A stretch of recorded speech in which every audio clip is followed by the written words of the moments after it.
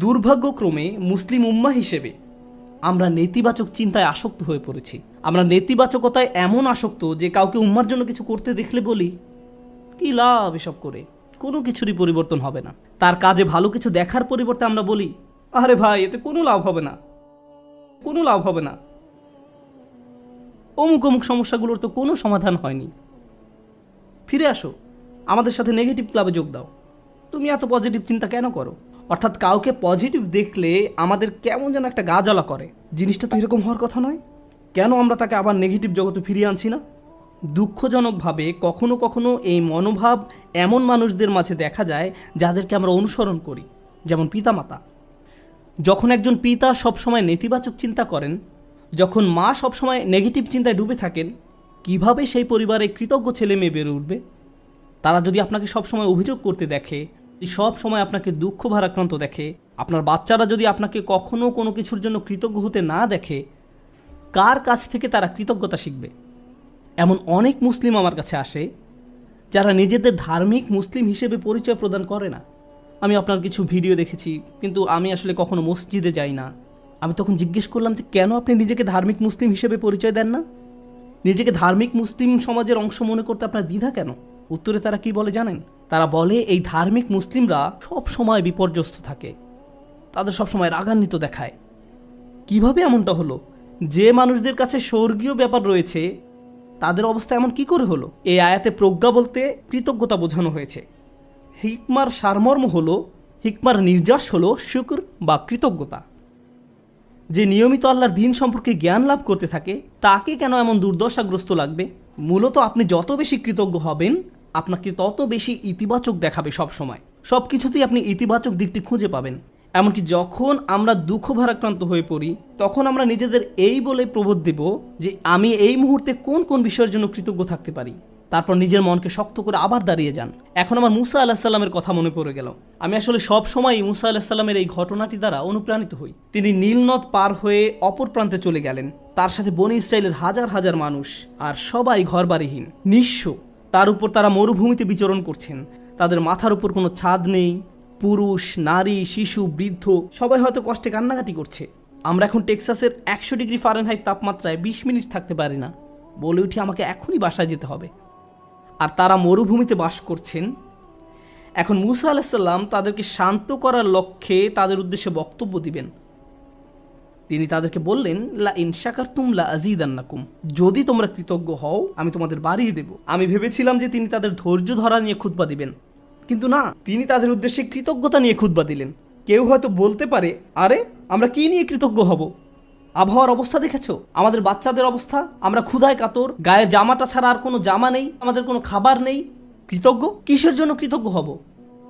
আপনি যদি একটু থেমে চিন্তা করেন, কারণ ফেরাউনের বাহিনী তোমাদের হত্যা করতে পারেনি, অথবা তোমরা ডুবে যাওনি, অথবা তোমরা এখন আর মিশরীয়দের দাস নও, তোমাদের বাচ্চাদের আর জবাই করা হচ্ছে না, তোমাদের মহিলাদের আর নিপীড়িত জীবনযাপন করতে হচ্ছে না, চোখের সামনে মহিলাদের নির্যাতিত হওয়ার দৃশ্য আর পুরুষদের দেখতে হচ্ছে না, তোমরা এই সব কিছুর জন্য কৃতজ্ঞ নও?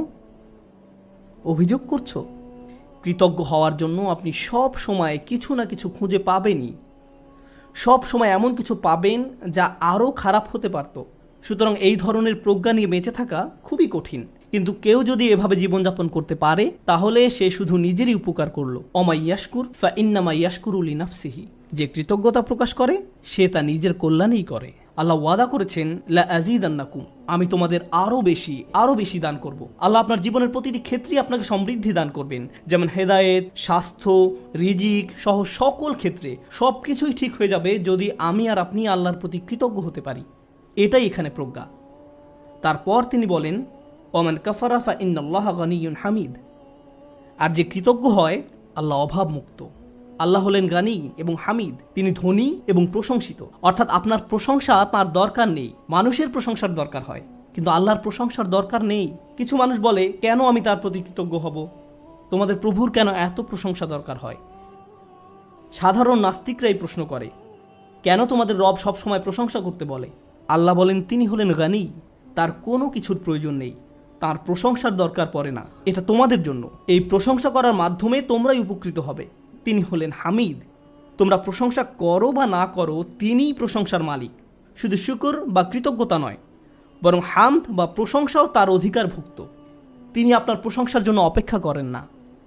তারপর এই মানুষটি হযরত লোকমান, যিনি কৃতজ্ঞতা এবং শুকরিয়ার জিন্দেগি যাপন করতেন, আর এই দুইটি গুণ তার জীবনের সব কিছুতেই দীপ্তি ছড়িয়েছিল। তিনি কোনো কিছু সম্পাদন করতে গেলে এই গুণগুলো তার মনোভঙ্গি ঠিক করে দিত।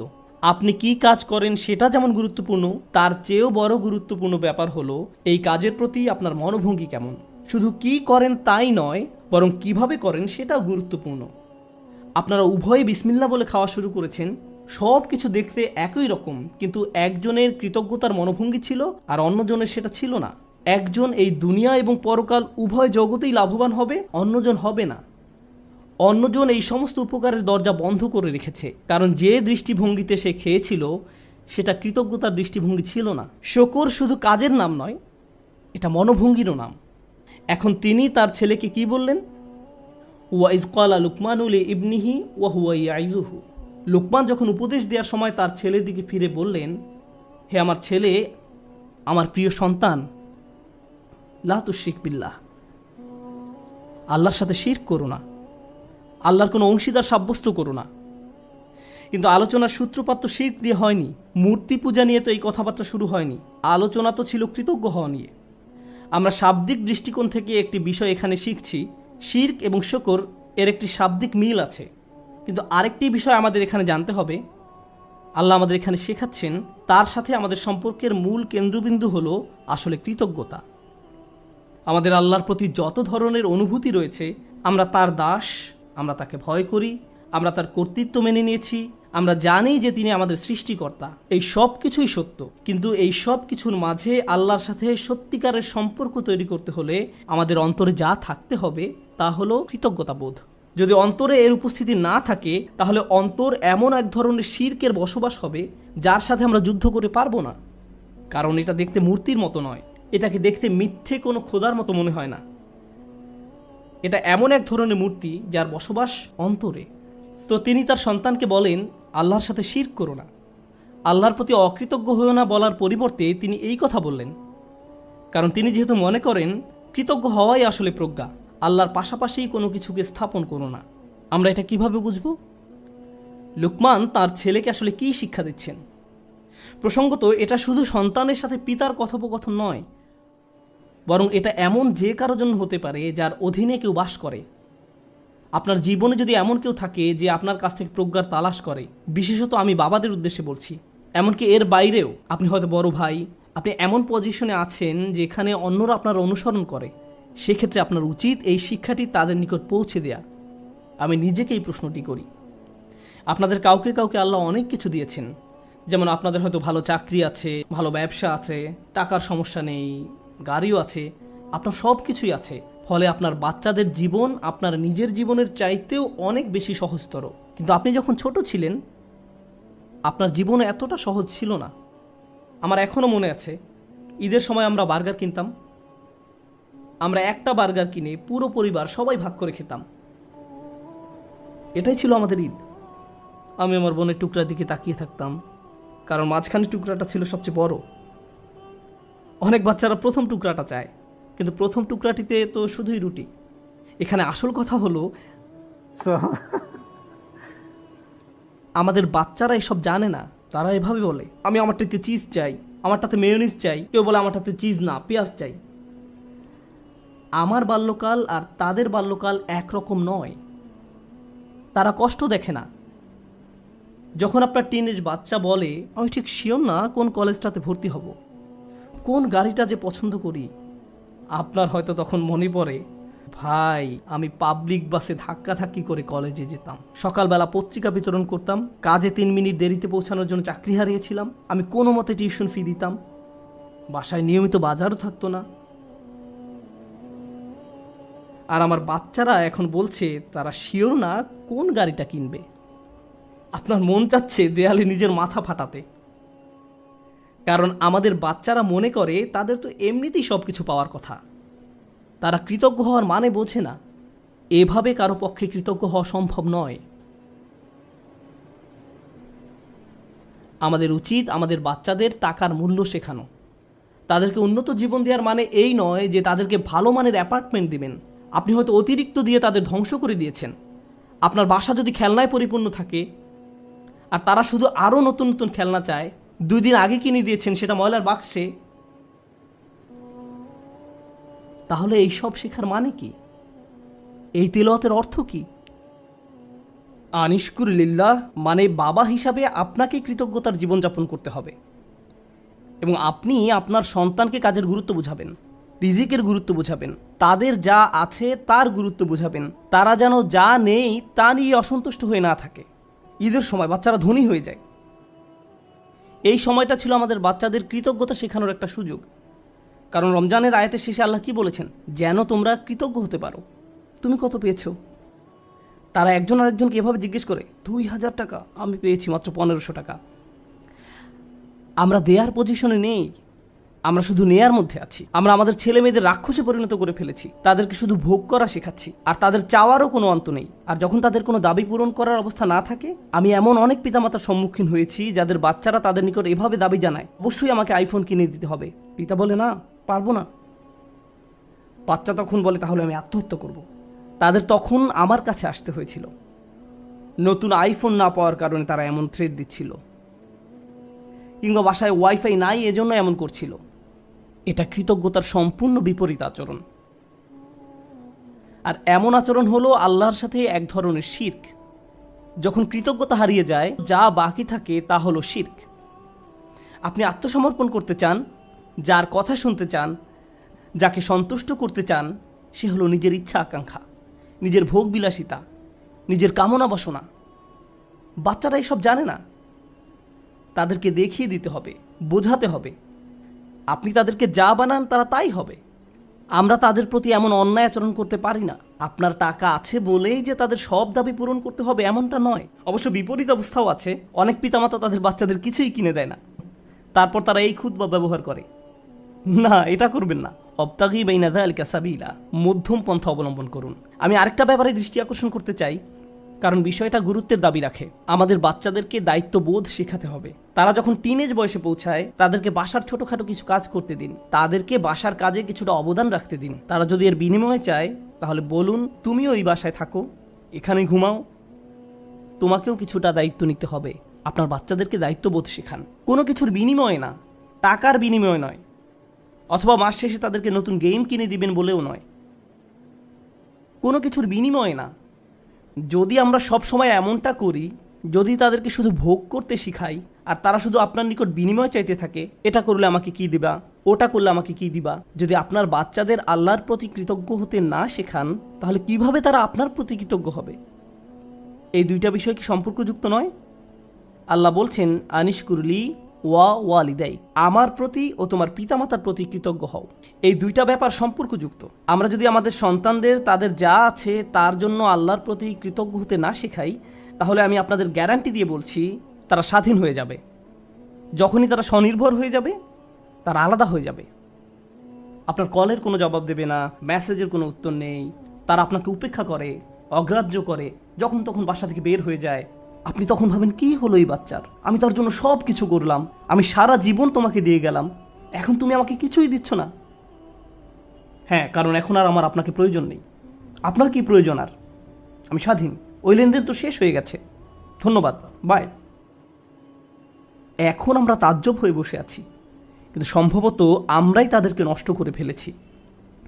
মানে অতি ভালোবাসা দেখিয়ে আমরা তাদের ধ্বংস করে ফেলেছি। ইন্নামা আমওয়ালুকুম ওয়া আওলাদুকুম ফিতনা, আল্লাহ একটি কারণে এই কথা বলেছেন। তোমাদের সম্পদ এবং সন্তান সন্ততি তোমাদের জন্য একটি বড় পরীক্ষা। বিশেষত ছেলে মেয়েদের পেছনে যদি নিয়ন্ত্রিত উপায়ে টাকা পয়সা খরচ করা না হয়, তাহলে তারা বিশাল এক পরীক্ষার বিষয়ে পরিণত হবে।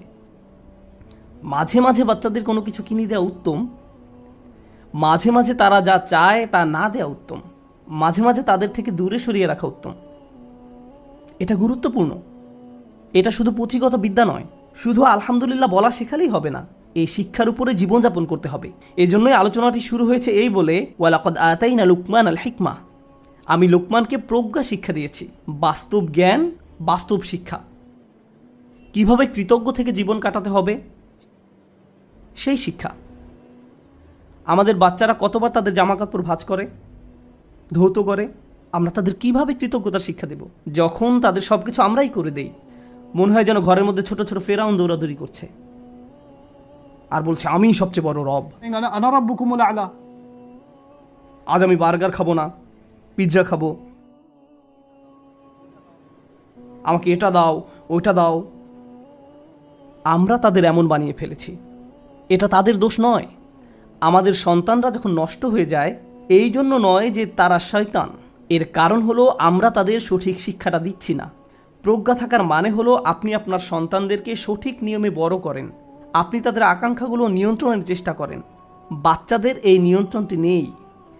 আমাদেরকে ভালোবাসার সাথে তাদের ভিতরে এই অনুভূতি তৈরি করে দিতে হবে। আয়াতটি শুরু হয়েছে ইয়া বুনাইয়া দিয়ে, আমার প্রিয় ছেলে, অর্থাৎ বাবা অত্যন্ত আদর মাখা কণ্ঠে তার বাচ্চার সাথে কথা বলছেন। আপনি এর উল্টাভাবে শুরু করতে পারেন না, এই বাসার সবাই শোনো, আমি মাত্র জুমা থেকে আসলাম, বাসার সব কিছু এখন অন্য নিয়মে চলবে। এভাবে না। ভালোবাসার সাথে সুন্দরভাবে করুন, তাদের সাথে কথা বলুন, তাদেরকে বোঝান যে তাদের আচরণ পরিবর্তন করতে হবে। আমাদের মাঝে না দেখলে তারা এটা শিখবে না। যদি আমি খাবার ফেলে দিই, ক্ষুধা লাগলে রেস্টুরেন্টে গিয়ে অপ্রয়োজনীয় অর্ডার করি, এরপর অল্প একটু খেয়ে বলি আমি আর পারবো না, আর সন্তানকে বলি খাবার শেষ করো, খাবার শেষ করো, তারা শিখবে না, তারা শিখবে না, তারা ফেলে দিবে। আপনার জীবনটা যদি অকৃতজ্ঞতায় পূর্ণ থাকে তাহলে এটা অনেক বড় একটা সমস্যা। এজন্যই অবিশ্বাস এবং অকৃতজ্ঞতা প্রকাশে একই শব্দ ব্যবহার করা হয়েছে। একই শব্দ ব্যবহার করা হয়েছে। কুফর বিল্লাহ মানে হলো আল্লাহকে অবিশ্বাস করা, আর কুফরান বিন নিয়ামাহ মানে নিয়ামতকে অস্বীকার করা, অকৃতজ্ঞ হওয়া। একই শব্দ। আল্লাহর নিকট কাফের আসলে দুইটা জিনিস। ভাবতে পারেন, এমন ব্যক্তি যে আল্লাহকে অস্বীকার করে এবং যে আল্লাহর প্রতি অকৃতজ্ঞ। এই জন্য যে ব্যক্তি আল্লাহর প্রতি কৃতজ্ঞ থাকে তার পক্ষে শিরক করা অসম্ভব। কারণ আপনি যদি আল্লাহর প্রতি সুধারণা পোষণ করেন, আপনি শিরক করতে পারবেন না। আমাদেরকে তার প্রতি অকৃতজ্ঞ হওয়ার শিরক থেকে রক্ষা করুন। আল্লাহ আযজা ওয়া জাল্লা আমাদেরকে কৃতজ্ঞ থেকে জীবন পার করার সামর্থ্য দান করুন এবং আমাদেরকে সেসব মানুষদের অন্তর্ভুক্ত করুন যারা তাদের সন্তানদেরকে কৃতজ্ঞ হওয়ার শিক্ষা দান করে। বারাকাল্লাহু লি ওয়া লাকুম। আসসালামু আলাইকুম ওয়া রাহমাতুল্লাহ।